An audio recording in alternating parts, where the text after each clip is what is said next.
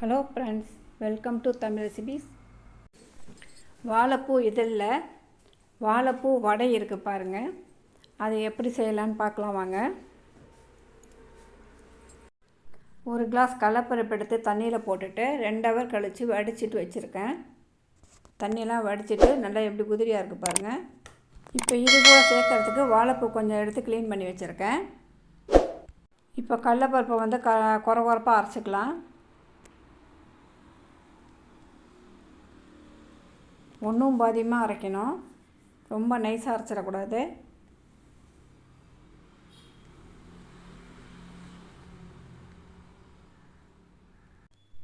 இப்போ பாருங்கள், இந்த பக்குவத்துக்கு அரைச்சிக்கணும். ரொம்ப நைஸாக அரைச்சிங்கனாக்கா மொறுமொறுப்பு இல்லாமல் போயிடும்.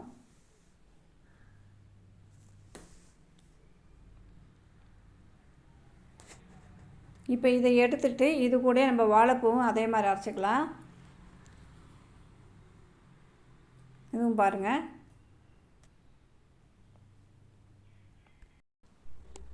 இதுவும் நல்லா ஒன்றும் பாதியமாக இருக்குது. இப்போ வெங்காயத்தை கட் பண்ணிக்கலாம்.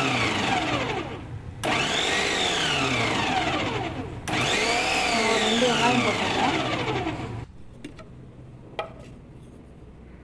நல்லா நைஸாக கட் பண்ணிடுச்சு.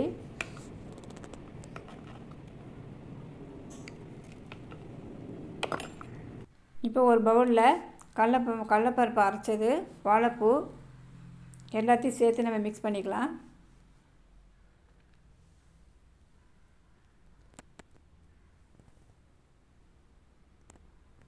இப்போ இது கூட 1 கப்பு வெங்காயம் போடுறேன்.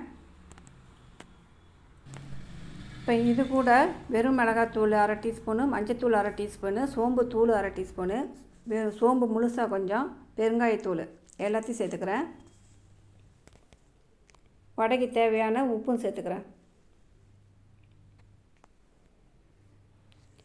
இப்போ 3 பச்சை மிளகாய், 4-5 பூண்டு பல், கருவேப்பிலை, கொத்தமல்லி எல்லாம் கட் பண்ணி வச்சுருக்கேன், அதையும் சேர்த்துட்றேன்.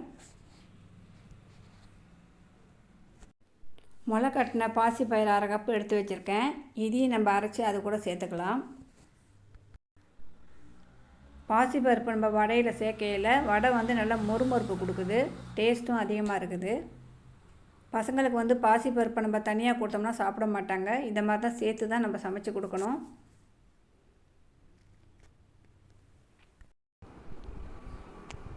இப்போ எல்லாம் ரெடி பண்ணியாச்சு. இப்போ கையை வச்சு நல்லா மசிச்சு விட்டு பிசைஞ்சு விட்டுடலாம். இது பாத்திரம் சின்னதாக இருக்குது, வேறு பாத்திரத்தில் நான் மாற்றிக்கிறேன்.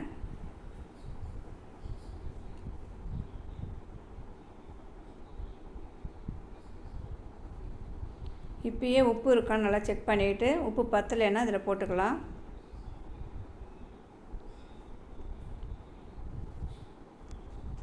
நல்லா அமுக்கி வச்சுட்டேன். இப்போ வந்து நம்ம வடை எந்த சைஸுக்கு போடுறோமோ அந்த சைஸுக்கு நம்ம மாவு எடுத்து உருட்டி வச்சுக்கலாம்.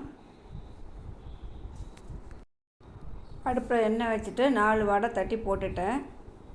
நான் ஒரு கையாலே வீடியோ எடுக்கிறதுனால நான் தட்டி போடுறதெல்லாம் காட்ட முடியல.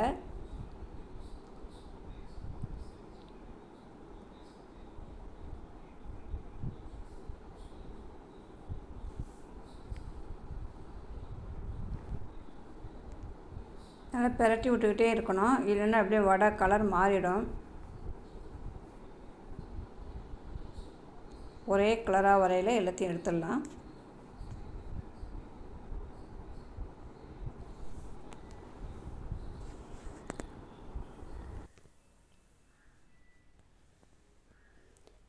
வடையில் வந்து கடலைப்பருப்பு அங்கங்கேயும் ஒரு பருப்பு தெரிகிற மாதிரி இருக்கணும். நம்ம குறப்பாக அரைச்சாதான் அந்த மாதிரி வரும். நைஸாக அரைச்சிட்டிங்கனாக்கா நல்லா இருக்காது, மாவு மாதிரி இருக்கும்.